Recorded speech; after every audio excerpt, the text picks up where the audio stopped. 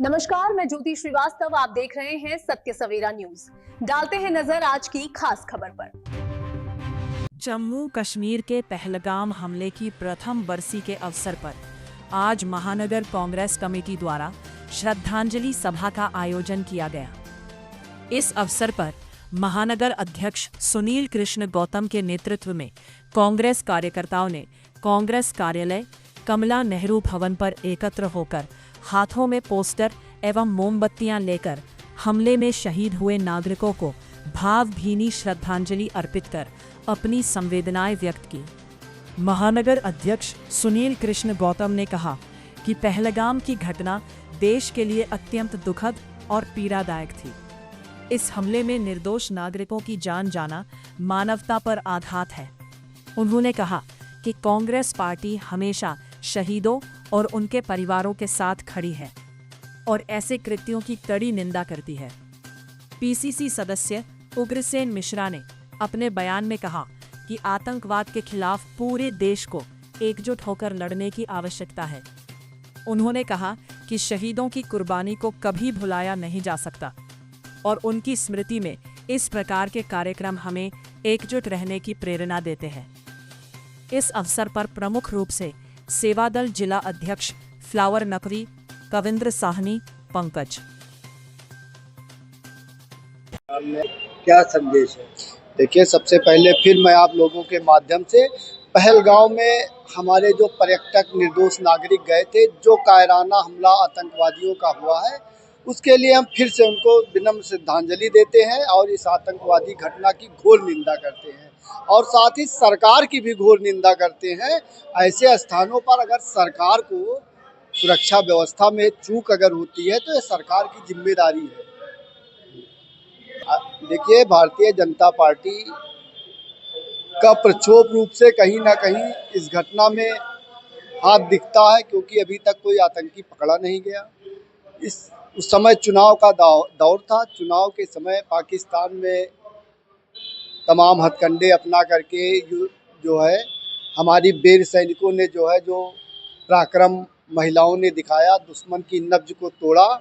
मैं उनको सलाम करता हूं, लेकिन भारतीय जनता पार्टी को आगाह करता हूं, देश के प्रति समर्पित रहे। राजनीति अपनी जगह है। ऐसे कायराना हमले करने वालों को पकड़कर मुंहतोड़ जवाब देना चाहिए और जेल में नहीं डालना चाहिए। मैं तो चाहता हूं ऐसी कड़ी सजा हो कि बड़ी सी चारा मशीन हो और चौराहे पर आतंकवादियों को जैसे चारा काटा जाता है उस तरह काट करके पूरी वीडियो लाइव विश्व में दिखाई जानी चाहिए, जिससे कि जो है दोबारा आतंकी हमला करने की साजिश न कर सके। बिल्कुल, आप जितने भी चुनाव नज़दीक आए हैं उसी समय घटनाएं क्यों होती हैं, उसके पहले क्यों नहीं होती हैं? चुनाव के समय दिल्ली में बम लगा, पहलगाम हमला हुआ।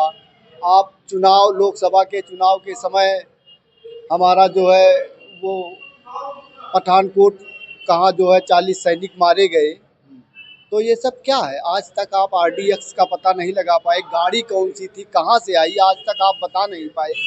तो कहीं ना कहीं साजिश की बू नजर आती है। नाकामी भी है सरकार की। बिल्कुल सरकार की नाकामी है और हर मोर्चे पे नाकाम है। आज आप लोग कैंडल मार्च जलाए। हमारी कोई मांग नहीं है। हमारी सिर्फ इतनी मांग है, देश की अस्मिता से कोई समझौता न किया जाए, देश के वीर जवानों का सम्मान रखा जाए, देश में आतंकी घटनाएं दोबारा न हो, इस पर कड़ा प्रतिबंध लगाया जाए। मोदी जी कहते थे कि मैं जानता हूं सीमाएं केंद्र के हाथ में है। जब हमारी सरकार थी, आतंकी कैसे आते? तो मैं मोदी जी से पूछना चाहता हूं, अब आप बताएं कि आतंकी कैसे सीमा में आते हैं? आज तो सीमाएं आपके पास है, 56 इंच वालों के पास है, तो कहाँ है वो 56 इंच का सीना? आतंकी कैसे हमारी सरहदों में घुस आते हैं? इसी के साथ मैं फिर से उन शहीदों को श्रद्धांजलि देता हूँ। देखिए, एक वर्ष पूर्व कश्मीर में ये बड़ी घटना हुई थी जिसमें कई लोग मारे गए थे। आज उन्हीं की याद में हम लोगों ने यहाँ कैंडल जलाकर अपनी विनम्र श्रद्धांजलि दी गई।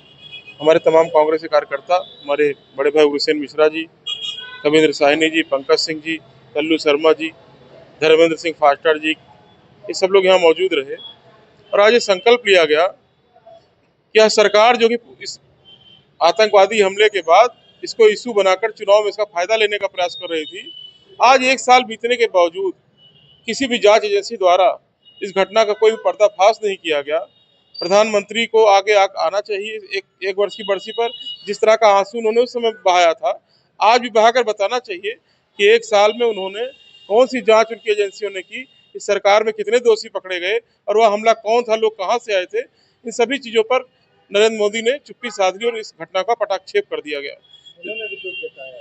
नहीं, उनका दुख जताने का तब सार्थकता सिद्ध होगी जब इस घटना में दोषी लोग पकड़े जाए, इसकी जांच हो। आखिर लोग कैसे अंदर आ गए इतनी हाई सिक्योरिटी एरिया में, वो लोग कैसे अंदर आए, किन लोगों की मिली भगत वहां पर थी, कौन लोग चुनाव में लाभ लेना चाहते थे, इन सब बातों का उजागर होना जरूरी है। क्या लगता है किस तरह विचार आया? देखिए, जब चुनाव आता है तो इस सरकार एक बड़ा मुद्दा खड़ा करने का प्रयास करती है। इससे पहले सैनिकों की गाड़ी पर विस्फोट हुआ था, फिर ये घटना घटी। अभी चुनाव के पहले महिला आरक्षण लेकर चले आए। तो हर चुनाव के पहले देश में एक ऐसा माहौल ये बनाना चाहते हैं, ये देश में एक ऐसा माहौल मीडिया की मदद से बनाने का प्रयास करते हैं जिससे कि और जो मुद्दे हैं, जो महंगाई, बेरोजगारी, अशिक्षा, देश में बढ़ रहा अपराध, ये सब छू जाए उसकी आड़ में, और पूरे देश को एक नए मुद्दे पर भारतीय जनता पार्टी झोंकने का प्रयास करती रहती है। पूरी चुनावी पार्टी ये चुनाव लड़ने के लिए बनी है, इसका देश हित से कोई भी सरोकार नहीं है। आज का दिन बहुत दुख का दिन है। आज ही के दिन 1 साल पहले ये घटना पहलगांव में हुई थी और वो जो घटना थी बड़ी निंदनीय थी। उस घटना को जब याद करके सिहर जाता है व्यक्ति, क्योंकि छोटे बच्चे अपने परिवार के साथ घूमने गए हुए थे और कश्मीर के अंदर जो इनका जो वादा था कि कश्मीर में अब आतंकवादी नहीं दिखाई पड़ेंगे, हमने इस तरीके से इनको नाबूद कर दिया है और हम पूरा देश उनके साथ है इस मैटर पे। आतंकवाद का कोई समर्थन नहीं करता है। जहाँ पे आतंकवादी की बात आती है वहाँ पे हम सब उनके साथ है। और आतंकवादी कोई किसी धर्म का, किसी मजहब का नहीं होता है। आतंकवादी आतंकवादी होता है और उसका सर कुचलने का कार्य पूरी ताकत से करना चाहिए। मगर 1 साल बीत गया, उसके बाद भी वो आतंकवादी पकड़े नहीं गए, उनका सर नहीं कुचला गया। और हम ये सब मांग करते हैं आज इस शोक संवेदना भेजते हुए कि आज के दिन प्रण लेते हैं कि हम मांग करते हैं इस बात को लेकर के कि इस घृणित कार्य के में जो लोग लिप्त थे, जहां से जितनी बड़ी ताकत थी, चाहे पाकिस्तान से आए थे, चाहे किसी भी देश से वो आए थे, उनको गिरफ्तार किया जाए किसी भी कंडीशन में, किसी भी तरीके से उनको गिरफ्तार करके, और जो हमारे लोग जो मारे गए थे उनकी सही श्रद्धांजलि जो है दी जाए। इसी के साथ में बात खत्म।